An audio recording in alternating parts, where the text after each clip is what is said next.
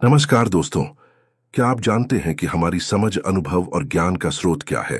क्या हम दुनिया को वैसा ही देख रहे हैं जैसी वो है, या हमारी सोच ने एक भ्रम रच रखा है?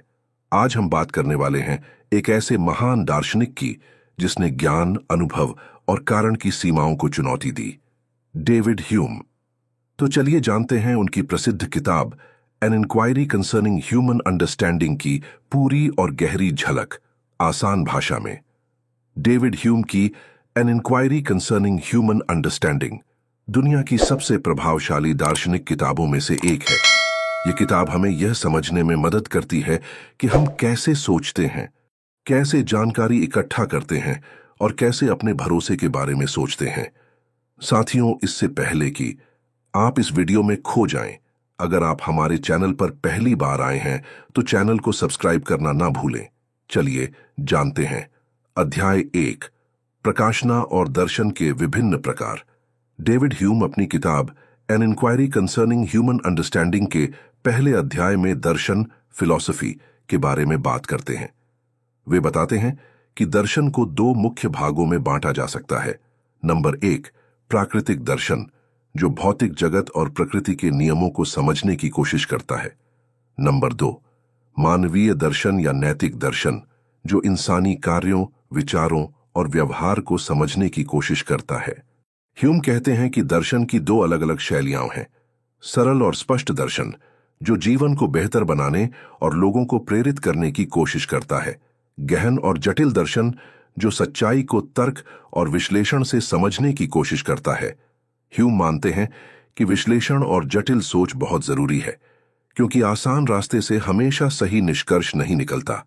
वे कहते हैं, हमें अपने विचारों, अनुभवों और भावनाओं को गहराई से समझने की जरूरत है, ताकि हम अपने आसपास की दुनिया को सही ढंग से जान सकें। इस अध्याय में ह्यूम यह भी बताते हैं कि वे इंसानी मन और उसकी कार्य प्रणाली को समझने की कोशिश कर रहे हैं। उनका मानना है कि दर्शन को सिर्फ सैद्धांतिक नहीं होना चाहिए, बल्कि उसे हमारे जीवन में भी उपयोगी होना चाहिए। क्या आप जानते हैं, अगर हमारी सारी जानकारी अनुभव से आती है, तो क्या हम कभी भी किसी नई चीज के बारे में सही तरीके से सोच सकते हैं, जिसका हमने पहले कभी अनुभव नहीं किया? जानिए अगले अध्याय में आसान और सरल भाषा में। अध्याय 2, आइडियाज का मूल। डेविड ह्यूम इस अध्याय में यह समझाने की कोशिश करते हैं कि हमारे मन में विचार, आइडियाज कैसे आते हैं और उनका मूल क्या है।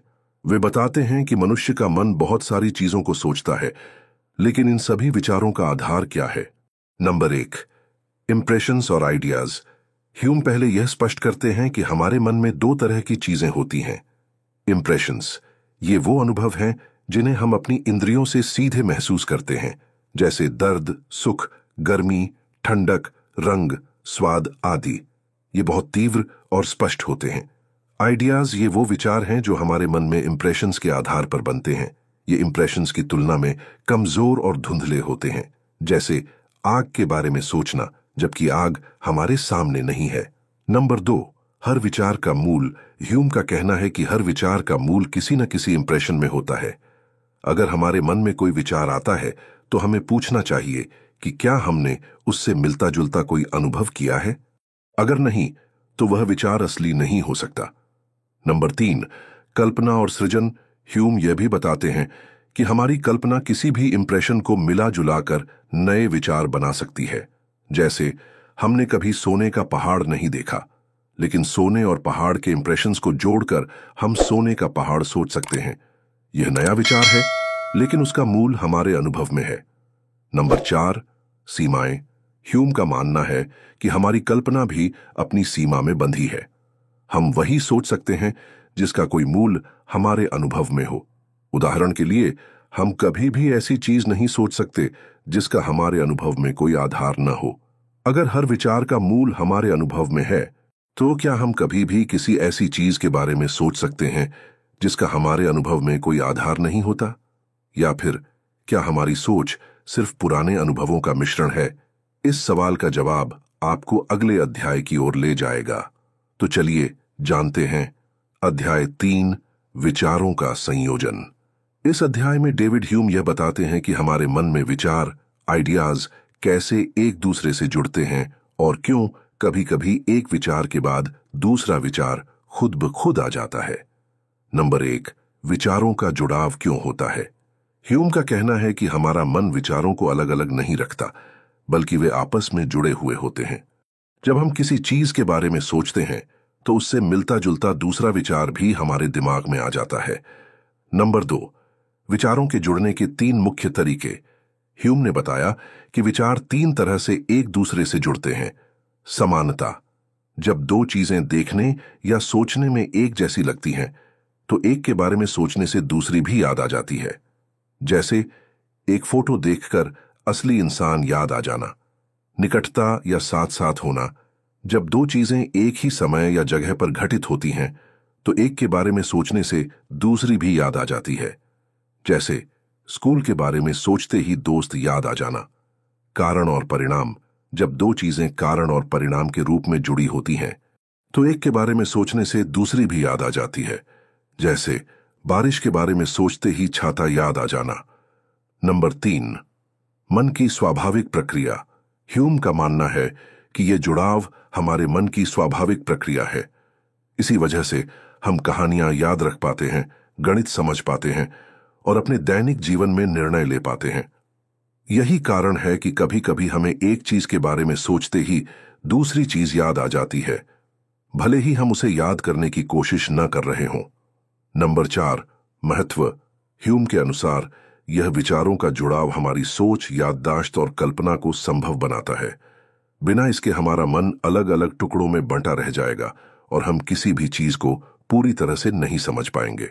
अगर हमारे विचार हमेशा इन्हीं 3 तरीकों से जुड़ते हैं तो क्या हम कभी भी किसी पूरी तरह से नए और अलग विचार के बारे में सोच सकते हैं, या क्या हमारी सारी सोच सिर्फ पुराने अनुभवों और विचारों का मिश्रण है?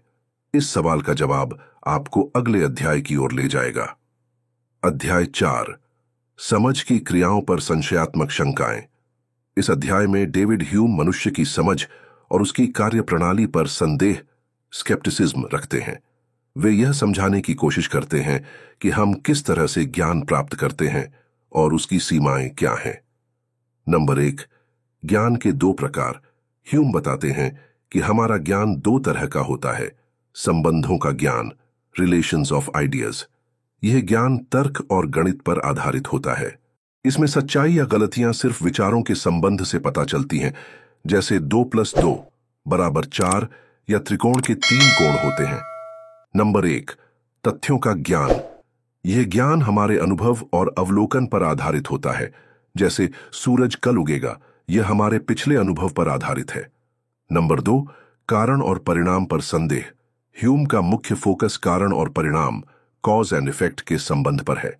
वे कहते हैं कि हम जब भी एक घटना के बाद दूसरी घटना को देखते हैं तो हम मान लेते हैं कि पहली घटना दूसरी का कारण है, लेकिन हम कभी भी सीधे तौर पर कारण और परिणाम के बीच का संबंध नहीं देख पाते। हम सिर्फ यह देखते हैं कि दोनों घटनाएं साथ साथ घटित हुई हैं। नंबर 3, अनुभव की भूमिका। ह्यूम का कहना है कि हमारा विश्वास कारण और परिणाम के संबंध पर अनुभव पर आधारित है। हमने बार बार देखा है कि एक कार्य के बाद दूसरा परिणाम आया है, इसलिए हम उस पर भरोसा करते हैं। लेकिन अनुभव हमें बस यह बताता है कि अब तक ऐसा हुआ है, यह नहीं बताता कि भविष्य में भी ऐसा ही होगा। नंबर 4, संदेह का महत्व। ह्यूम कहते हैं कि हमें अपने ज्ञान और विश्वास पर संदेह करना चाहिए। हम जो भी मानते हैं उसके पीछे का कारण हमेशा स्पष्ट नहीं होता, इसलिए हमें अपने अनुभवों और विश्वासों को लगातार परखते रहना चाहिए।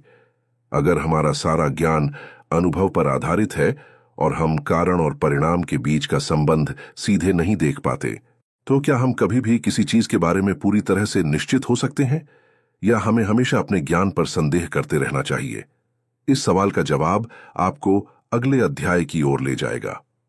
अध्याय 5, इन शंकाओं का संशयात्मक समाधान।